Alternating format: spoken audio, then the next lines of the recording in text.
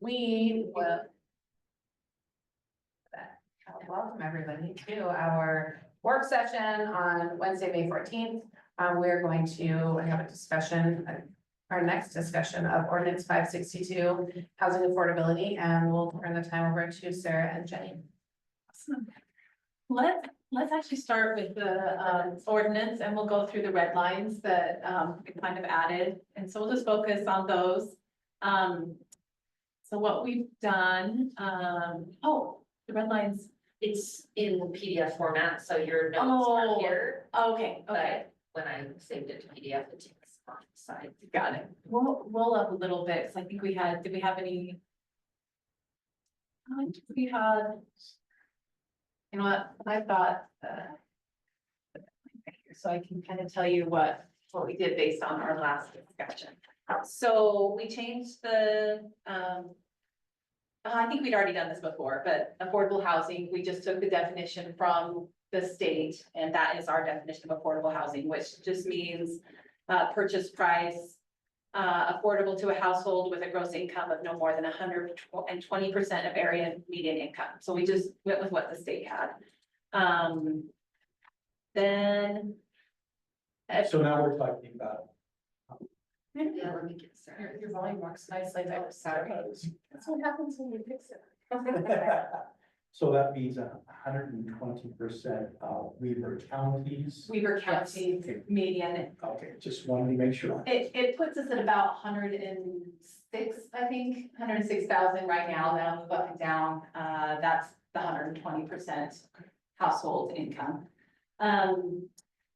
Previously, we had said there was no minimum acreage requirement, but that's something we wanted to discuss tonight. Was thinking, the concern is if we have no minimum acreage requirement, do we want someone to take their 3rd-acre lot and put 3 homes on it? What size of lot? Just we do want some existing zoning to continue. We need some 1/2-acre lots, some 1/3, some 1/4-acre lots. But we want communities of something more dense. And so what size constitutes a community, or what size will be, we're hoping that with a larger or with a minimum acreage, when we're taking larger parcels, the impact will be less on the community around them. So we're not just having these little pieces show up. Right. Also, there are economies of scale. I think if we get too small, I don't think developers will be able to give the products that we're asking for as well. But the main concern would be not impact, or the least amount of impact to the community around these developed parcels. And we'll get to that in the design standards. Great. The next thing, we took out the allowance for attached homes, so that we decided this ordinance will be specifically for single-family detached homes. And our attached homes will focus on our mixed-use commercial to provide those in the community. And this ordinance will be the overlay for our residential zones, focusing on detached single-family homes, based on the conversation we had last time. Okay, so here we go. This is the main chunk of what we need to discuss tonight. These are the design standards. Now, first, we're just trying to figure out where these design standards exist. I like having them written clearly somewhere, so that I know that we can do development agreements. But I'm afraid without some sort of code specifying the design standards, we'll have developers come in with certain expectations that are not what the city wants. So we're trying to figure out, do we put this in the land use code and have a HAWS overlay column, the HAWS zone, or housing affordability overlay zone section. So right now we have like your design standards for your R110, your R115. Do you guys have 115? Yeah. And then there'd be design standards. So we've either put it updated in the land use code, or we put it in this ordinance. So that's kind of, and we can just, I don't think I want to focus on that too much tonight. We'll dig more into that and give some recommendations. What I wanted to really look at is, what do we want to see in these single family homes? I kind of thrown out some numbers before, but now we can look at the presentation. I went through and I forgot to write it on here, but these examples are all from Google Earth. So just, that's where all of these pictures were sourced from. And this is for nonprofit purposes. It's okay to use them. I just have to let you know that's where they're from. So you can scroll down to the first slide. So I just want to show you what do these densities look like when you're going through a community. So this is in Ogden. These lots can be 50 by 120 feet, so 6,000 square foot lots here. So this is kind of just kind of looking at, you can see the garage that goes in the back, 50 feet of frontage, and a small cottage home. And we can scroll to the next. This is on the same street. Now, what I like what they've done in this community is the homes are each different. One thing, to get that 50 by 120 feet, I am reducing that front setback. They have a bigger front setback than what we're proposing. So we'd be able to get that about 5 or 6 feet closer, and that's how we meet the 120 feet. But each of these homes, you look down the row, they're just, simple designs, but they're different. It's not going down a row of cookie cutter homes. They're simple. They do have second stories, but they're all underneath the eaves. So they don't have a massive appearance to them, but that's just an example. So here's what it looks like from above. Now, these lots are bigger than we're proposing. When I'm saying that 120, it would end pretty much at the end of the garage. So you'd end up with the first one, yeah, where you're pointing. Sorry, it's low. It's okay. So, other side of the street. So if we look at that one, they have side entrance on their garage.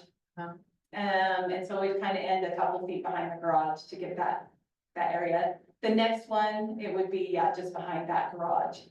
So you'd have some play area between. You can have kind of a yard to the side, like the one at the bottom corner.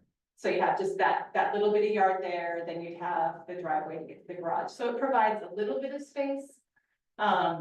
This area back. That here would not be a part of the equation.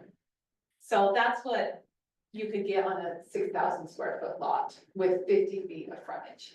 I was looking at a similar neighborhood, where we have some family, because they live on about 5,000 square foot lots. But much larger homes. Yes. And so they're more vertical, because a lot of them have front loading garages. So it's good to like compare, like that's the same. Well, that might be, we can roll on to the next one. So these are just different designs. So this is probably what you're talking about. These are actually 4,000 square foot lots where they've done, but it's still 53 feet of frontage. So they do have the garage loaded from the front, and that gives you about 10 feet of house in addition. What they've done that's a good use of space is the garage has that 20 feet where you can park. But they have brought, in some cases, the porch or a little bit of the house on the other side out forward. It gives the frontage a better look, so you're not staring at the garage quite so heavily. So the setback is reduced where there isn't the garage door. And that's a good use of space. And so on a 50 by 80 foot parcel, 4,000 square feet, you could fit one of these homes, and it would have about a 20-foot backyard offset in the back. So not large, like we were still very economical here, but that's what you could get on a 4,000 square foot lot with a front load garage. And just out of curiosity, what are we looking at in terms of square footage for the house and stuff? A lot of these, the footprint is about 35 by 40. And with the garage in there, you're looking at about 1,800 square feet, maybe 2,000. Some of these have basements. This is in Layton, and I believe they have basements here. So these are, Our family does, they have like 3,500 square feet. yeah, so you can get 3,500 square feet with a basement. Right. But in this area, I don't believe you can do No. basements here, right? Yeah, your water table well out. So those must have. So they would end up about 1,800 to 2,000 square feet is the biggest you would get, I think, in these. So we're talking probably 3 bed, 2 bath, 3 bed, 3 bath, 2.5 bath kind of home sizes. I would Probably assume, someone have an office. yeah, maybe small office on the main level or enough for that. Okay. So that's what I wanted to see was that, no, the next picture down. So, The roads, because some have street parking and some don't. so this community, if you look, the ones right there, those are the ones that are the 50 foot of frontage. The ones on the other side are bigger and they have 3 car garages, but we're focused, yeah, those are the, that row right there is what we were looking at. And the roads in front do all have on-street parking, in addition to, they have parking in their driveway. So that's one thing in our family members, development, there is no street parking. And the longer they live there, the longer it drives. Yeah, but there's nowhere for any. you So need there's guests to be able to very park. limited guest parking down the road and around the corner. So, And it's concerning, people in Utah like to do Sunday dinner. yes. And that would be very limiting. not And to the have. weather's lovely. Nobody minds a little bit of a walk for a couple blocks, but It's not always lovely. no. And on-street parking, if people are using it as their everyday parking, is a problem. Yeah. When it's, and we'll have to figure out that it's difficult to regulate to make sure that doesn't become the resident parking, Right. because then you don't have it available either. Well, and that's an issue in our area, lots of cars. So maybe that's a separate ordinance to address. So this is about 8 units per acre. It was all the Oh, yeah. houses. You would end up with about 8 units. So I tell you the square footage, but the square footage doesn't, you've got to put, your roads in and everything. So kind of give you an idea, 8 units per acre, you could have a community of those homes at that size. Okay. So this, you guys have probably heard of Daybreak in South Jordan. Everyone's a buzz about this. Mhm.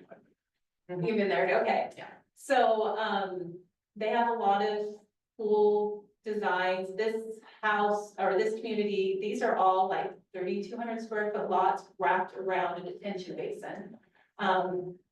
You could probably, this only gives about, oh, I don't think I did a units per acre because the detention basin was in it. But if you look at the blue house and the gray house right there, I'm gonna show you what it looks like on the back. Oh, and then the back row. On the next slide shows all of that. Hey. Hello, sorry. So there's that blue house again. That's what it looks like on the back. Okay, so that's this house. Yes. Okay. And so basically there's this alleyway that wraps around all of them. And to the right, those are the homes that are at the back of that community. And they're facing townhomes. So you see the alleyway loads the townhomes on the right and the cottage houses to the left. They have all concrete in these alleyways, which makes me wonder, it might not be HOA, everyone might actually own and install the concrete, which lasts longer than asphalt. But, so I thought that was interesting. They don't have enough room to park right here by the garages, and that is a concern. Some people have said it's better not to have parking in room for parking outside the garage in the alleyway, so there's just none there, and I think there's some wisdom in that. These ones, the gray and the blue, actually had quite long driveways for some reason for their lots. Yes, it's 50% longer than I expected it. Yeah, yeah.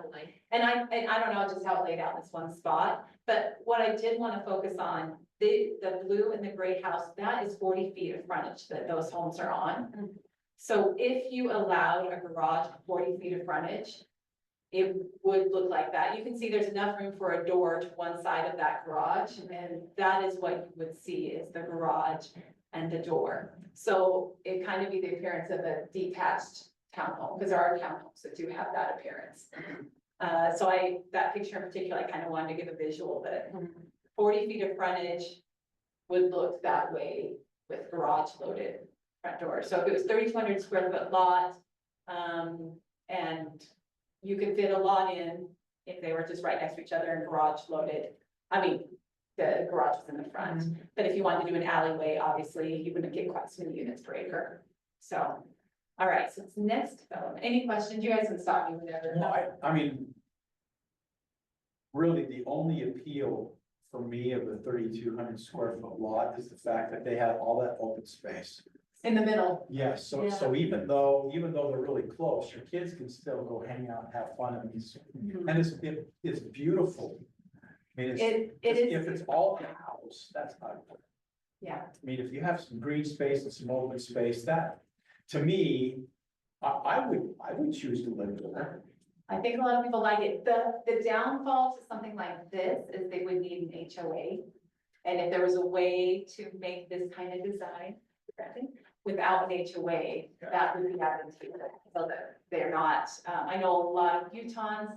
I personally don't mind HOAs, I've lived in HOAs, but Utahns in general seem very against HOAs, and it's a cost burden that's unpredictable. Yep. And can change affordability, so. I don't know a single person who's ever had a water flow experience with their HOA. Yes. Just, that's- I lived in them, I've lived in them too. Usually it's, I'm paying a lot of money getting nothing. yeah, that's how most people Valley, value my road, occasionally 50% of how much we need it, that's it. Yeah, that's how a lot of people feel, so.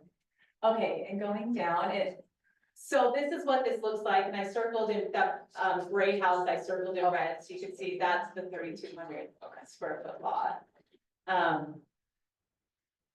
Yeah, because I know we put a minimum with a question mark of 3,000 square feet, it's like, do we want the minimum to be that low? Or do we want it to be a little bit higher? And that is the question, maybe as a minimum with a single car garage, it would look okay, but as long as the overall density doesn't allow for the entire community to be 3,000 square feet. Yeah. But maybe we do want to bump that up to 4,000. I mean, those are questions. I kind of want you to be looking at this and thinking, what do we want to see? Yeah. When we do this, and then we kind of have to ask around and find out what's feasible at our target price. But I don't know. We'll set the standards and see what comes, I guess. Yeah. Yeah, that's true. Okay. So like 0.12 acres, just for reference, is about 5,200 square feet. As far as lot size goes. I've been doing some research, where we have family living in different areas, and this is not just in Utah, this is other places too, where I know they live in higher density, single family home neighborhoods. So I just needed something in my head. That helps. So this is a really cool community they've done in Layton, a converted golf course, I believe, do you know from a Swan? Yeah, Swan Lakes Golf Course. So they have quite a large, this is a plaza that's not a detention basin. It is rather large, and I assume they have an HOA associated with this.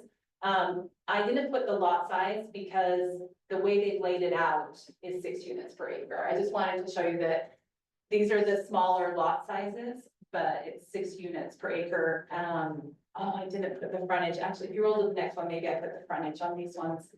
No, I didn't. So this is what they look like from the back. This is their garage loading from the back. And I believe these are. Sorry, I'm gonna have to email you. I meant to put these on. I don't know if these were 40 or 50. I don't remember if these are 40 or 50 frontage. And thinking they were 40, but I couldn't get Google Earth to go down the alleys. So, and I can't go into the, I couldn't get into the space on either side. So, but if you roll down to the next, I kind of want to just show the layout. So you can see the roads are where the garages are. And then there's the plaza through the middle where you access the front of the homes, and all the streets have street parking all around them. And this community, you can see there's a handful of cars here and there, but they've got enough parking. I'm pretty certain these are 40. I think that's, they've got the I plaza. think there's 50-foot frontages and 20-foot front or 20-foot setbacks on the garage side. Okay, Could be, I was at Layton when this was all being oh, okay. Proposed, master plan. Well. okay, okay. So I think these ones might be 50 as well, but they're pretty larger homes. I think it could be done with 40 if you're loading the garage, it's still giving it a nice product. Yeah. Is this a rolled curb? Looks a lot nicer from the road. No, This is, it's not mounted curb, it's a regular curb and gutter. they're definitely along there and on the, I think it's regular on there as well. And I think the idea is if they're gonna figure out like a walking path, it's not gonna be where the garages are, so they're not so worried about all the curb cuts going up and down. It's, if you're gonna walk on the sidewalk. Yeah, use the pedestrian area and avoid the traffic coming in and out of the garage. Yeah, a lot of these developments do have like rolled curb along the garages. Yeah, and so it might, but I'm not positive on that. Do you know the cross streets? I saw 900 North is one. And Yeah. 32, it's right by, if you look at Ellison Park, it is right next to Ellison Park. Okay, I'm like, I swear I've driven by this, because I did just, Okay, okay. all right, and, I like that too. 3125 or 2125. oh, 2125 west. Okay, so the next one, I just wanted to show you this, so if you looked in the overhead. Do you guys know what that is that we're looking at? Okay, oh, not this overhead, it was one from way back, anyway. This is in that development too. This is not a mansion, this is actually a 6-unit townhome. Mhm. Yeah. So this is the kind of creativity I wanna see from our developers. I don't think the residents would be so up in arms about all the townhomes going up if it looked like that. I mean, we limit to 5 because we can only handle so many of the same, you Well, know? you drive by that, you're like, is this professional space? Do people live here? Yeah. It's very visually. And, Yes, yes. and single family homes, don't mind living across from that. Nope, That's beautiful. nope. So I know, there's ways to codify things like this if they want to get more density. And I know the HUDs, we're not looking at these attached homes so much, but I just wanted to show this because it was on Google and I just. No, that's great, but. I've seen it before other places and I think it's a great idea. Yeah, I'm impressed. I actually thought it was 4 units, but you're saying it's 6. I'm pretty certain there's single level on either end and then 4 2-story, if you look at the front doors. So these are different units. Yeah, they're just small, single story and those are, These yeah. are. And they have basements. I think one is for sale right now around $550 for those townhomes, but this is in Layton with a basement. Yeah, but that's. Yeah, so, yeah, That's a but lot of money. it's a lot. But taking out a basement, Mhm. not being in Layton, I don't know, so. Well, and that's in a And it is really fairly up and grand. coming part of Layton too. Super great access. Yeah, Is this on the east side, right? it is on the west side of It Layton. might have been 530. Have you gone? It's just off the Hillfield Road, west of I-15. Yep, so Okay. have you ever been to J&J Garden Center? Yeah. It's north of that, so if you come off of Okay. Hillfield, instead of turning left to go, well, you'll see it, yes, you probably drove by part of this, not knowing what it was. Yeah. It's just off of Gordon, Seal Yeah. Swamp, Yeah. or then 2200. Okay. Interesting. So that's the last slide I have for you, but I just wanted to give you those visuals, so as we talk about offsets, we talk about density, you have kind of a vision of what could happen, and then an idea of what kind of design standards we want to set to make sure these are more of the Can you go concepts. back one? So, I mean, even with the 3200, I mean, look at the green space. Yeah. Even the yards. Yeah. And, you know, at that 32, I'm trying to think where that 80 puts you. There wouldn't be that much green space in here. It's pretty big. Are these 80? So I'm trying to remember. They are, but let's see. 2, 4, 6, Because I think it's it is. mostly house, yeah. Yeah. It would end up mostly house on a 3,200 square foot lot. I know Flagship, it has a lot of these types of designs in their mix that they propose. Well, and I think too about some other, more attractive intentional, like, I don't talk about mostly single family, but multifamily that's gone in the last few years, like the townhouse, development on the corner of Second Street and Wall, the brick one. That's nice. It looks so nice. Mhm. And you look at it too, and you're like, this can stand for 50 years, probably without touching a single thing outside. Because it was well built and it was well thought out and looks way better than, you know, having the empty messy lots that were there before. Anyway, plus the streets have baseball names, that just makes it exciting too. I mean, most of this development is pretty new, except for Daybreak, which is.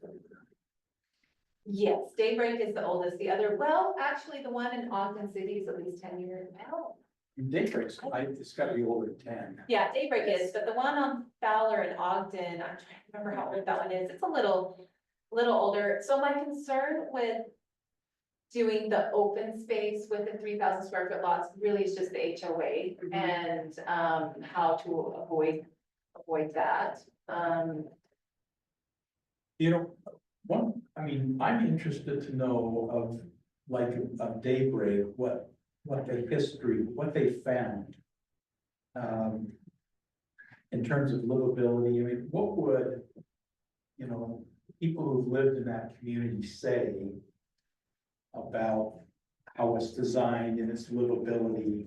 So I know people that have lived there, and I think the market tells the best story, that it's hard to get in. It is hard to get in there. Yeah. So I think people like it. Well, I Because love it the is fact hard that to they have get in. that huge lake in there too. It's just- Of Lake School. Yeah. And I mean, those are things that are gonna be hard, unless we have big master plan communities, we're gonna have a hard time getting the big amenities. Right. And so that's where I'm a little bit torn with going too small, because then we bring in the HOA aspect.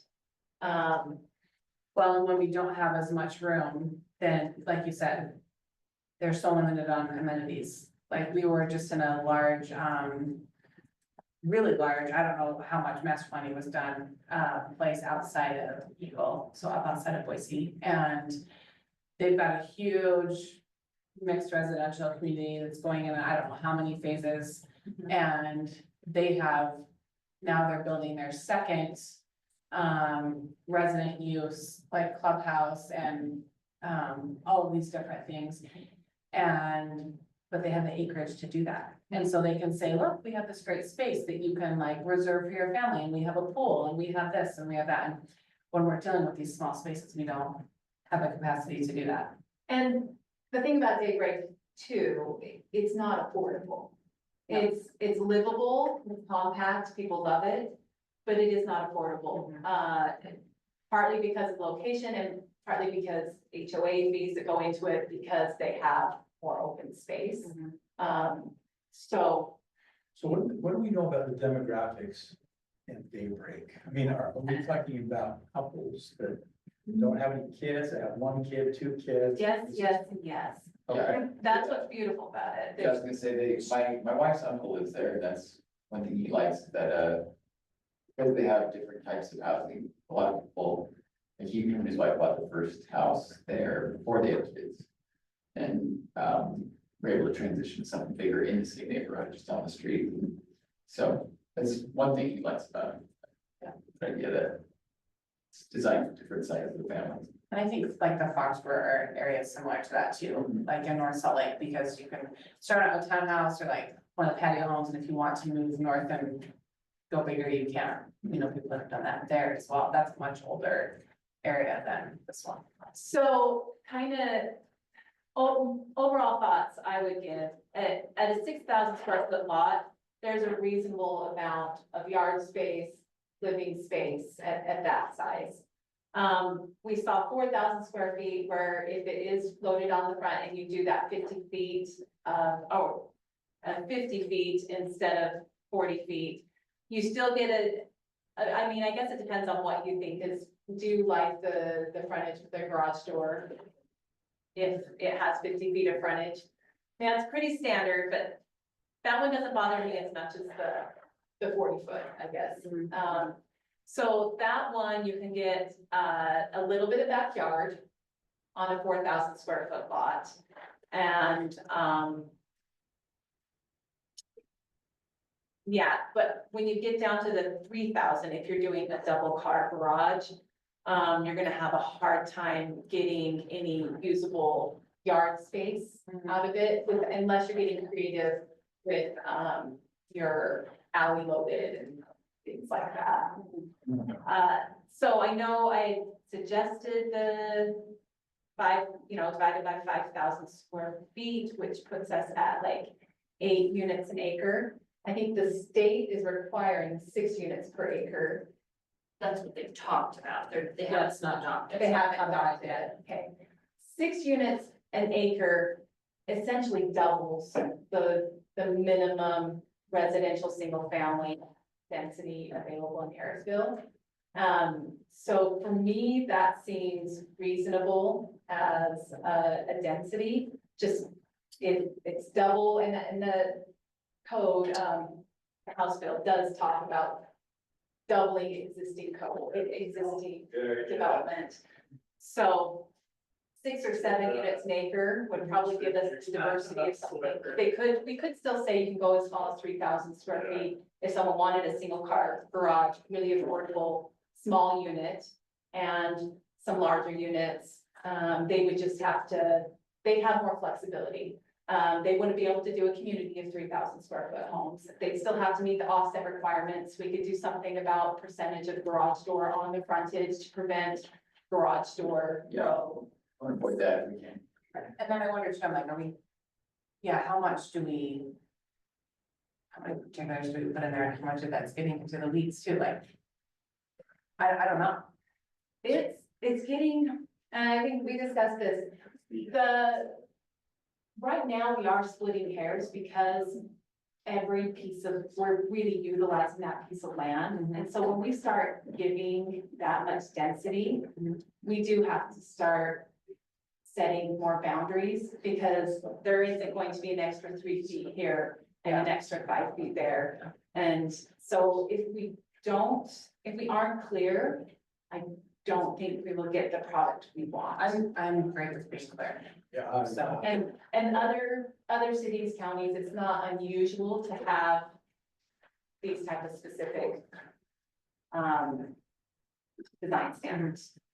They definitely exist in development agreements. We really like to take them out of the development agreement and into the public life. So, The bigger houses do that. so what are do we want to go down all the way to 3,000 square feet and have a percentage that can be at that? Or do we not go below 4,000 or 3,500? well, In terms of day rate, do they have, places for people who like have travel trailers or do they have stuff like that? not generally, no. I think Which is awesome.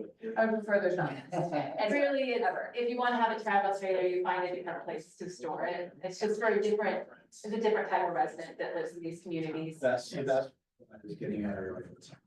Yeah, it's just a Okay, so different type you're of gonna, person. yeah, we're gonna attract certain types of people. And there are gonna be people that will look at these developments and not want to live there. That's not going to be their I'm preference. totally fine with travel trailers on the side of houses. It's when they're parked in the front of a house for months at a time. That's something different. It really can be. I don't like that. Don't think anyone does. But just, if we give an overall, I do want to provide as much flexibility with construction. Right. So I like just giving a density standard. And if we say 3,000 square feet is the minimum, that gives them the flexibility to do some that are that small. Yeah. But we're not gonna see all of them. So I think that's one thing I have to remind myself too. I don't know how you both are, but that we, they can apply to have this, but then we'll still have a development agreement. Yes. On top of, so we don't like, yes, I want to spell some things out, but they'll still have to present. A plan, we have to, so if they come to us with 75% of the homes at 3,000 square feet to meet the affordable housing. Right. And 25% mansions, then I actually added another line on here that says that we're looking for the plan to include homes of varying lot size, building size, and price points to be distributed throughout the development. Yep, I remember that. So that's been added, and then concept plan showing pathways to parks. Not saying they necessarily have to complete the pathway, but just showing how are they going to get to a park. And making sure within the community, there's that mobility and that we complete trails through communities as we do so. So I think we only have 2 minutes. For the density standard, so you're saying like, it would be advantageous to have both the square footage of the minimum. A The minimum square footage and the density. We also want to say like 6 units per acre. Because we were saying that 8 is a little too high for what we want to have. 8 might be a little high, 6 might be a little, maybe 7, so I can run some numbers, okay, and I'd say this is all just maybe food for thought right now. Kind of think about what you've seen, we do want to make sure they're affordable, Right. so making sure that there is enough flexibility within the standards to provide that, that would be important. I think I just wanted to circle, the only thing I want to try to talk through before we close the work session is possibly the language that we're trying to get at with the density and design. Where if a developer comes in, these are the standards that we prefer. But give us a compelling reason, as Sarah included in here, right, to deviate from that. If we want to be able to allow some flexibility in areas of the city where it makes sense that maybe there is higher density. Yes. Near commercial corridor, something like that. But we're trying to take the pressure off of everything being governed just solely by the development agreements and give the developer a checklist to say, if you meet this, it's gonna be a very easy negotiation to make this happen. Yes. I don't wanna lose sight on our beginning goal when we talked in January where we wanna create single family homes that are affordable with homeownership. And if we put too many parameters in the ordinance, then to Sarah's point, they may not come, right, and see any benefit from the ordinance because it doesn't make sense for a developer to do that. Pencil, if I like. Yes, We, terminology. given your really good description, I think I would like to then make sure that the minimum lot size is 4,000, because if we're giving them some discretion to give us a reasonable argument for greater density, I would rather have it on the high end so they could come down a little bit, because if we started out at 3 and gave them that same verbiage, would they then go down to 2,500 or? We could propose it. We could always say that's what Yeah. the negotiation, right? See, I think I'd like to start at 4,000 and then let them dicker back and forth and do 3,500 or 3,000. I don't necessarily want that to be the standard. I like- Maybe, when you're running numbers and looking at like Yeah. the 6, 7, and 8 per acre, Uh-huh. that might help sort some of that out too. Yeah, that's true. That would be awesome. And then I'll kind of give a distribution of what it would look like if they did so many at 3,500, and so many at 4,000, so many at 5, you know, and how they have to lay that out to make sure it's not all garage door, and it does have, Right. like, Yeah. what it would look like for those. I could put something together, yeah. So if I look at Harrisville, I look at people who like to hunt, fish, they like nature, they like to camp, you know, they like to travel. So the smaller we go in terms of housing, the less likely we are to attract like that, right? People who want to have trailers. Or not And necessarily. because we don't have a whole lot of place to put trailers around here, really, for storage. Well, not places that are free, there's plenty of game places. Well, yeah, how far? So the trend we've seen with the people that like to live in these places, they're okay spending money on travel. They actually live in these houses, so they have more time and money to spend other places. And so renting somewhere to store their unit, yeah, it's easier than buying a home that's big enough to store the trailer. So I think maybe a different kind of person, but. I think it's That's good- just good thing to think about. interesting, yes. Okay, Okay. great discussion. Yes, thank you. Very One interesting. last thing to chime in, we're, as Sarah and I have been working through this, we're going to propose having a work session with the city council. Okay, to invite them to kind of introduce this, and talk about, have you guys also talk about your experience, what things would work through. So that may be what we do next. Okay. Before we even have a recommendation from Okay. this Yeah, body, the city council, that's kind of what we're thinking. And work through and go through with the attorney as well. Yes. That's always important. Oh, let's go to involved. Sorry. I'm gonna be excused right now, if that's all right. Yes, thank you. Thank you. Okay. No, we appreciate it. Thanks everyone for, discussion with, our work session. We are going to call to order our 7 PM planning commission meeting, Wednesday, May 14th, 2025. Welcome to our commissioners and our city staff and all of our visitors. We'll go right into item 2 on our agenda, consent approval. Did you two gentlemen have a chance to review the minutes from our April 9th meeting? I did. Yes, great. I will entertain a motion to approve the minutes unless we have corrections or questions.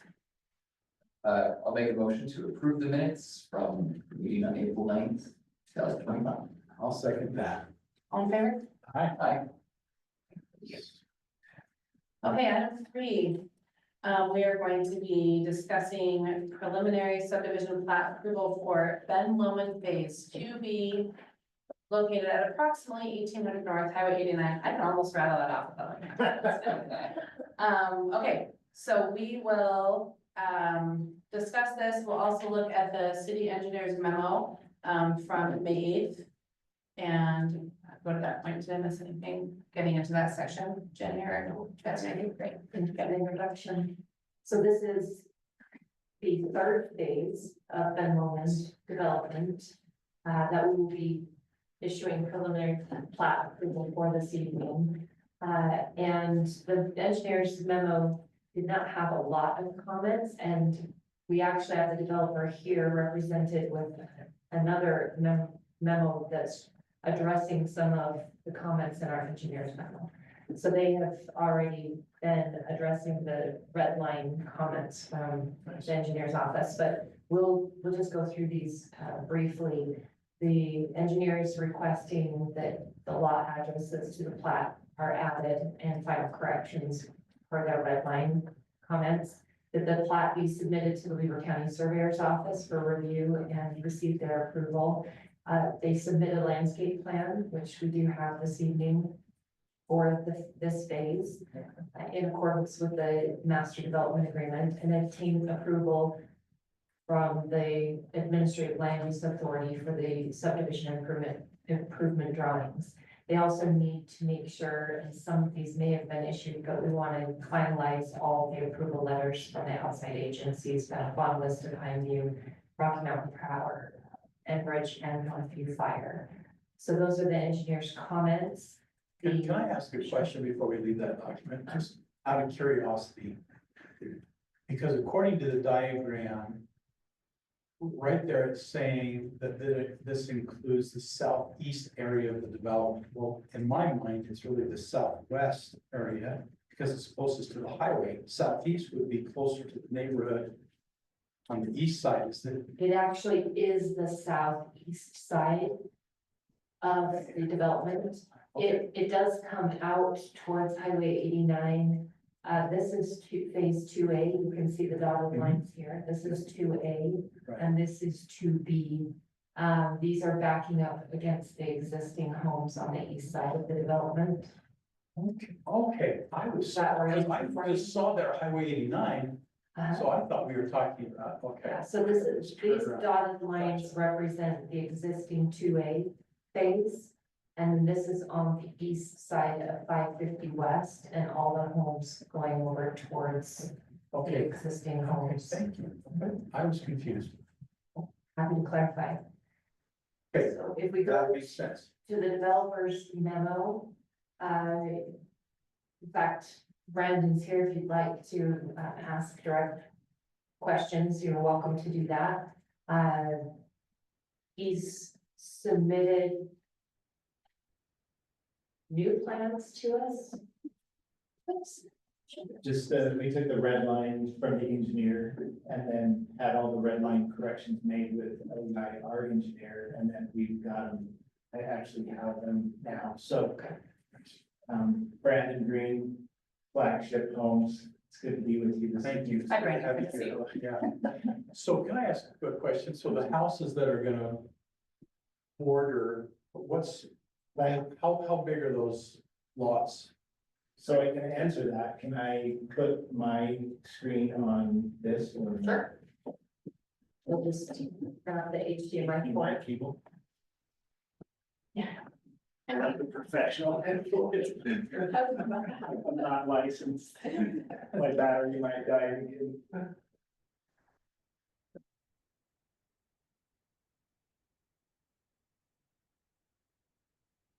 Not why they can't, but the HDMI portal on either side of your computer, but. Whatever.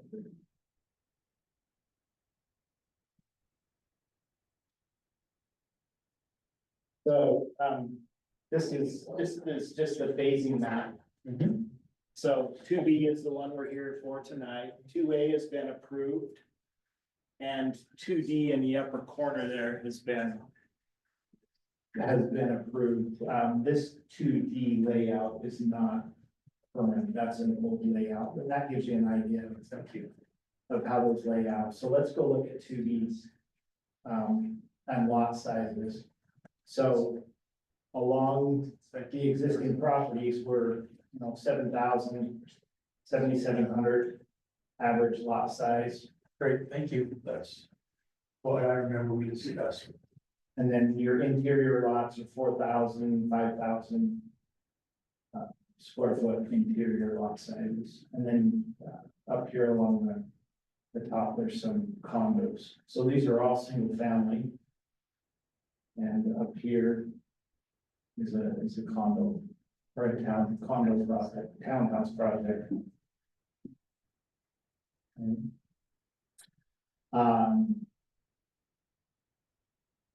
See, so if we go back to the memo, we have updated it. Obviously, you can see we put all the addresses on. Made sure that all the corrections that the engineer's office, that Jones and Associates requested, we've made all those corrections, and these plans reflect those. In addition to that, we've got our park and open space. Now, 2B doesn't have really any open space except for this detention basin down here at the bottom. 2A, and I'll show you that right now. This is the one of two parks in 2A. So if we go back to the site plan, this park and this park are in 2A. Okay, and these are the ones that are currently labeled parks A and B, right? These are the ones that are currently labeled Park A and Park B. Yeah, so this is Park A. We're showing a play structure, some swings, and a covered pavilion for picnic tables. And then also we'll be installing some benches and some trash receptacles and making sure that these are ADA compliant, along with providing a ADA compliant swing for kids that have that need or that needs. So that is what we've got programmed for that park. Sweet, and this is open to the public, right? Well, they're open to the public, but they're HOA parks. So I don't know how you can police that, but people will use that, I imagine. This is the smaller park to the north of that. This is just a grass area park with some benches placed inside of the park.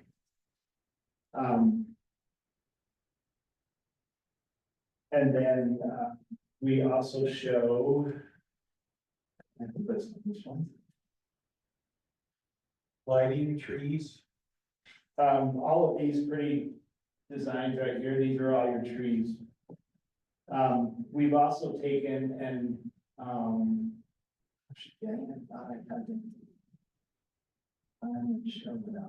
maybe it's in those. Street.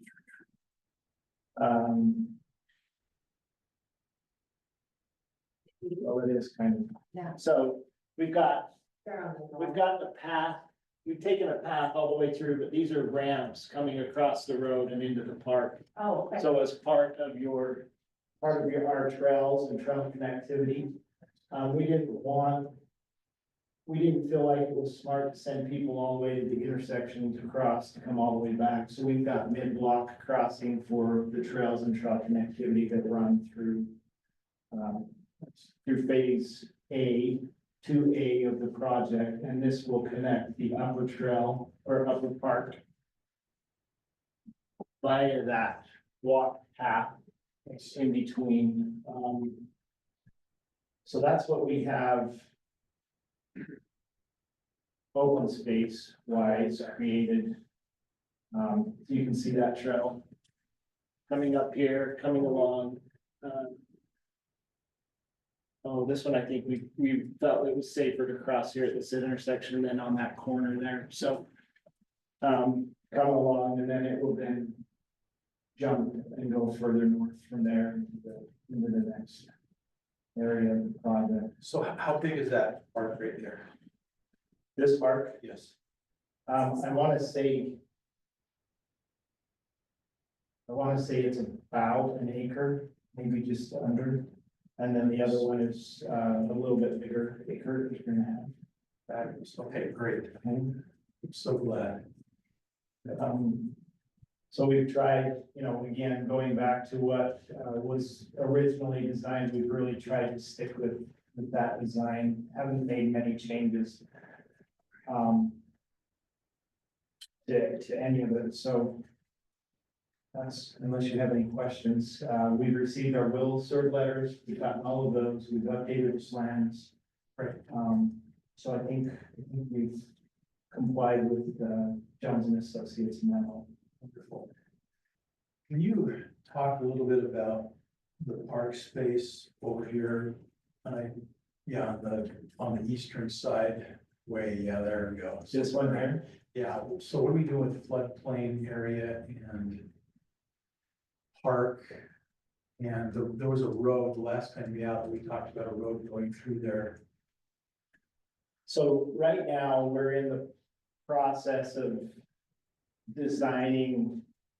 So if you remember, the units that were in this phase, we've reallocated them to this area over here, and then I was corrected, there's some that are going over in the last phase over by the commercial.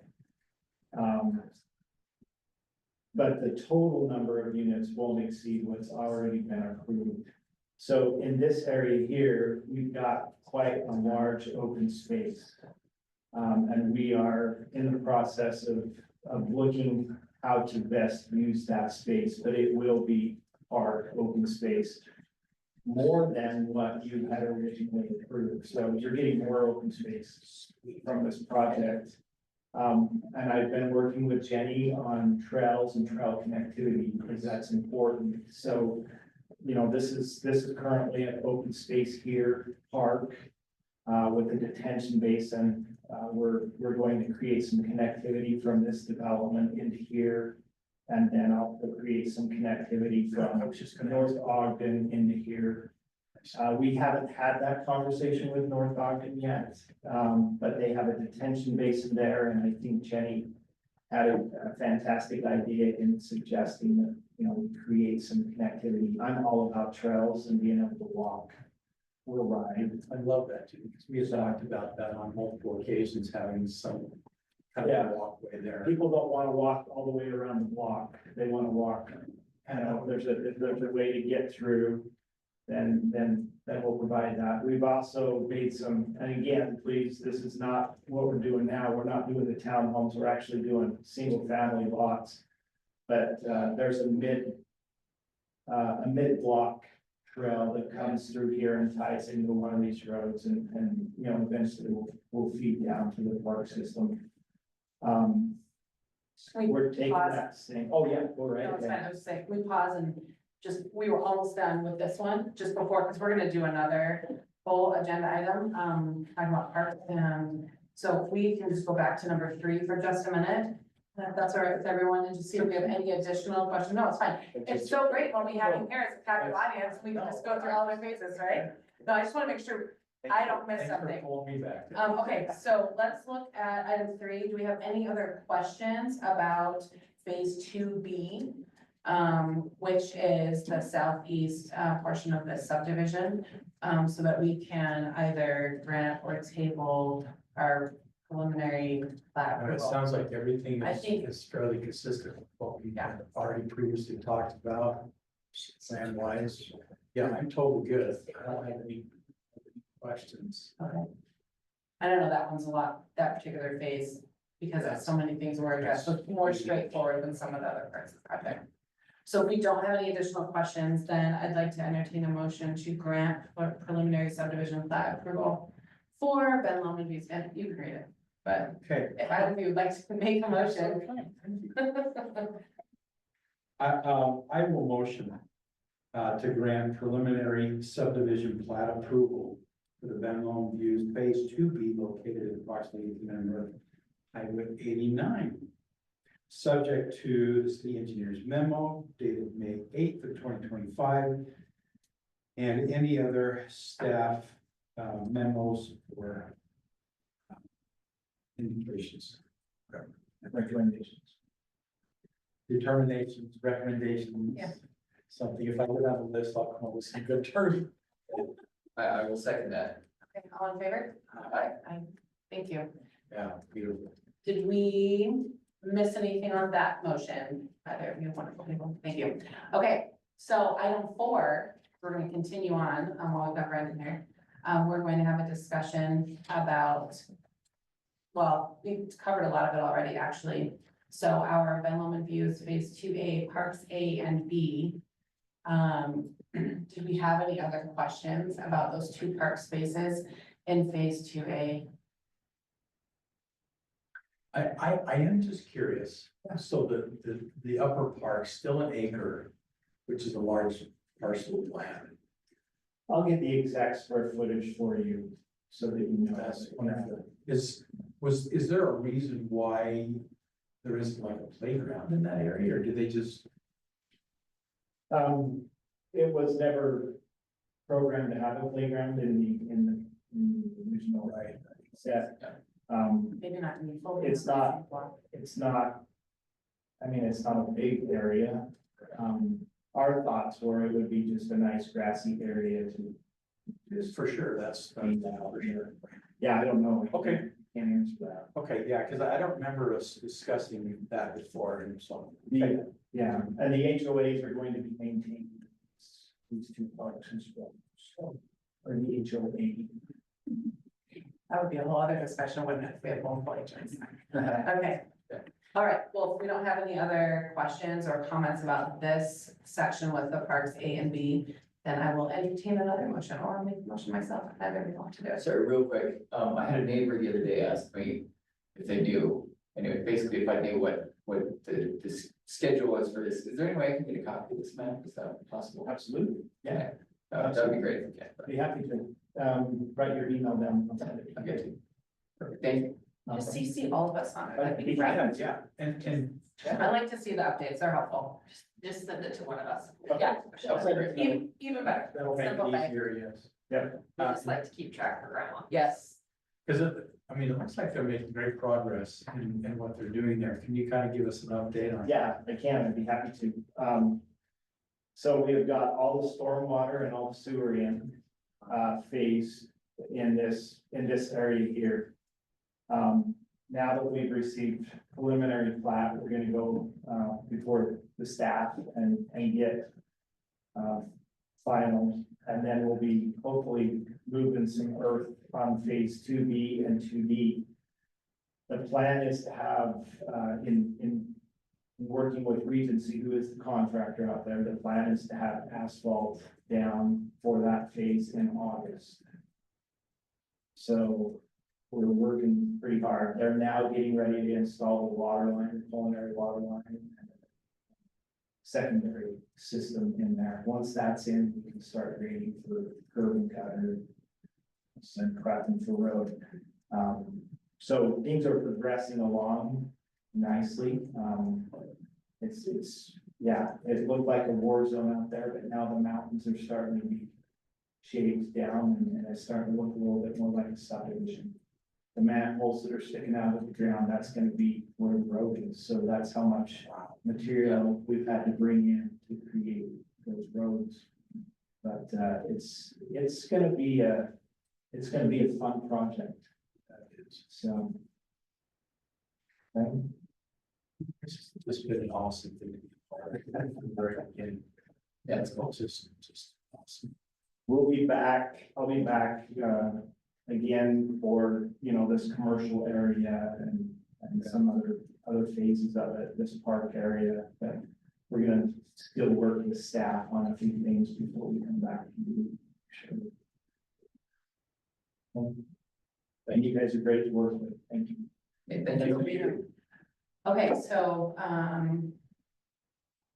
back to item 4. I don't think we finished that. We interrupted No, ourselves. sorry.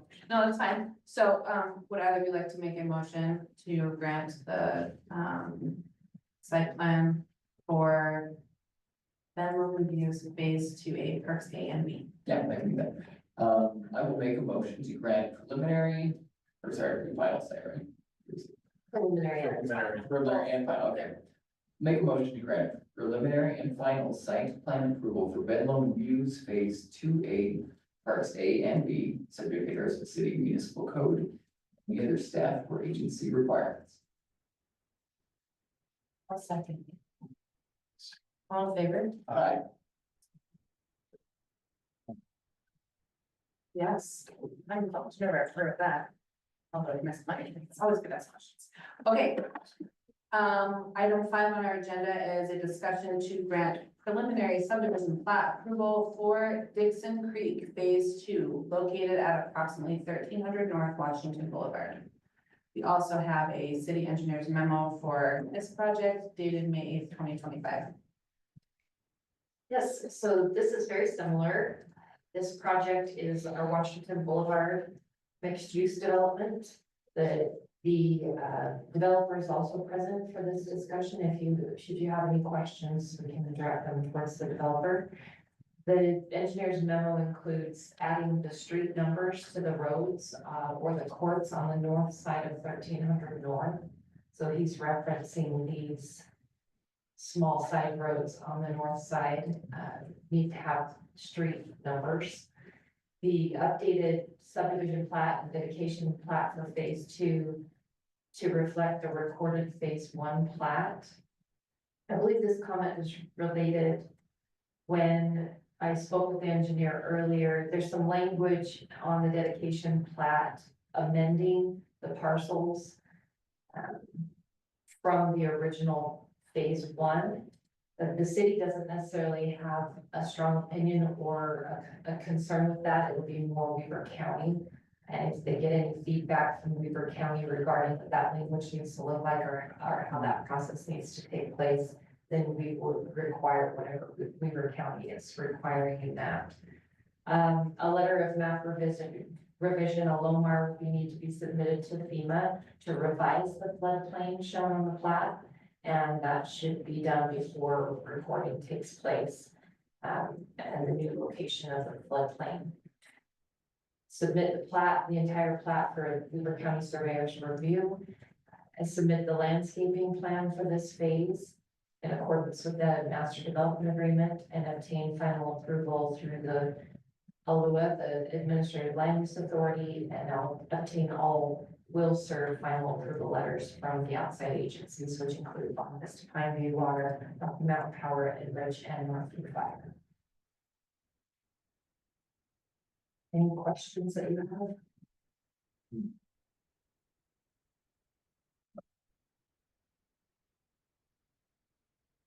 Yeah, I just have a couple of questions in regards to green space. Open space.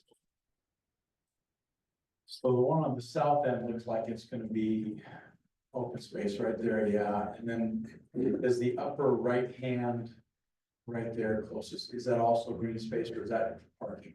Yeah, so in this section here, we are planning 2 pickleball courts and open space around that. It's not being shown on here, but in Phase 1, currently, we've actually already built our playground with some open space and pathways throughout there. This will just be open space right here. We're planning for maybe some benches, seating area for residents and whatnot. But yeah, mainly in this section here and in here are 2 big amenity areas. Okay, thank you.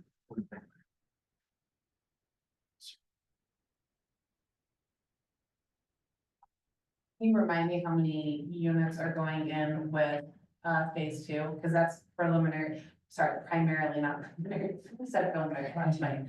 The 1300 north end of the property, right? So just how many units are? For Phase 2, Mhm. yeah, so we'll have 94 total 94, okay, units. like I started looking at, okay, the 71, okay, gotcha. Thank Yeah. you.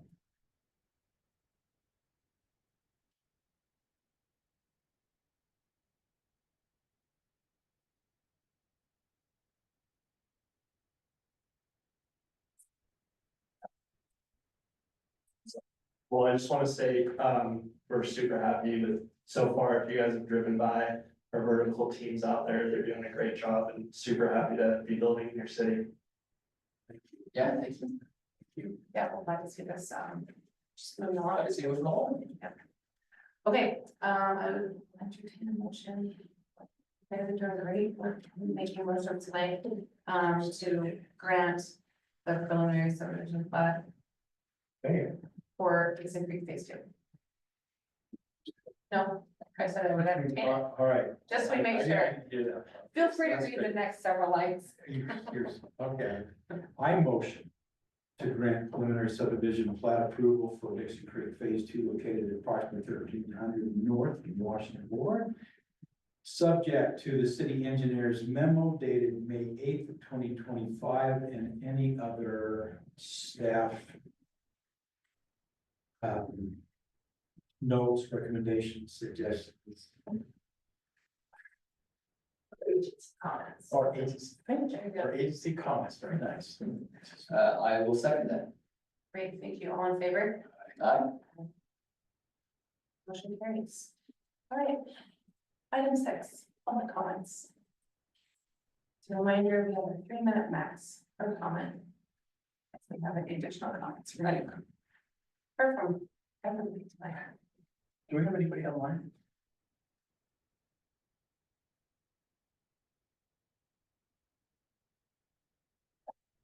All right. One participant.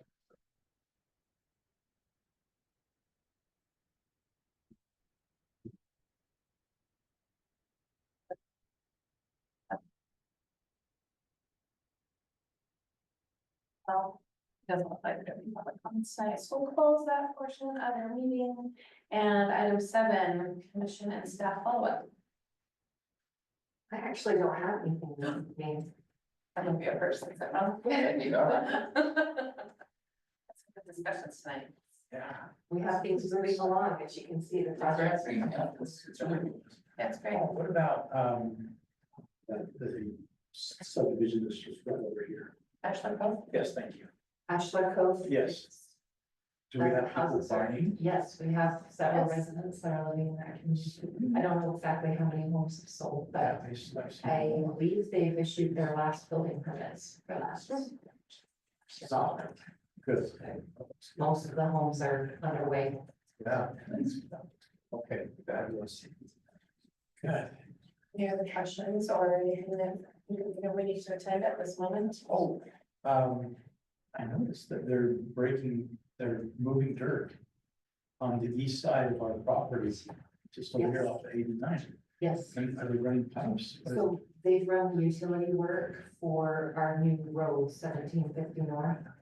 So they've run, the irrigation lines and I believe sewer.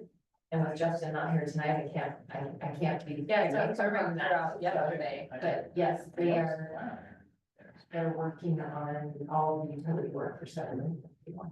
That's wonderful. So what's projected timeline for that? Are you knowing? We probably will complete all of the road base this season, but we'll let it settle in asphalt in the spring. We are working through some environmental requirements because of the federal funding. So we want to make sure that we meet all those benchmarks because of the federal funding requirements. It'll affect our project timeline while we work through that. But it's not necessarily a bad thing if the road sits before we asphalt it in the spring. Let us know.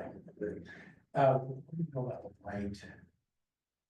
The light, Yeah, the signal. yeah, the light signal. Well, in conjunction with the Ben Lomond development, the last UDOT had indicated was they'll keep an eye on the vertical development of residents and how many residents are moving into Ben Lomond.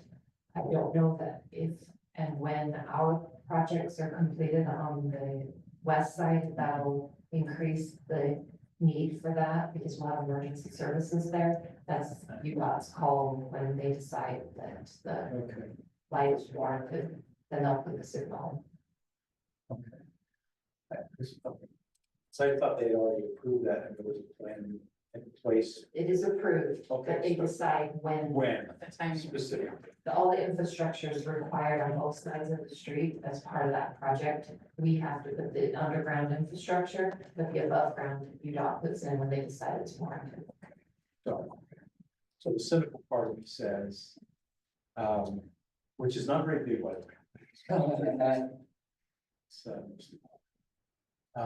So we just have to, they have to see how many people are coming and going and how many accidents we have there and everything before they figure out. I don't know what their metrics are for determining that. It's just it's their signal. We want it to be their signal. We don't want ownership of the signal.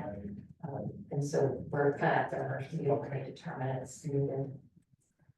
Continue to encourage citizens to comment on those things, just like with the left turn red arrows right here at the intersection, that we're encouraging people to write in about when they get stuck there for 3 to 5 Yeah. seconds in a row. They do, Yeah. in consideration. Enough, it's very fun. All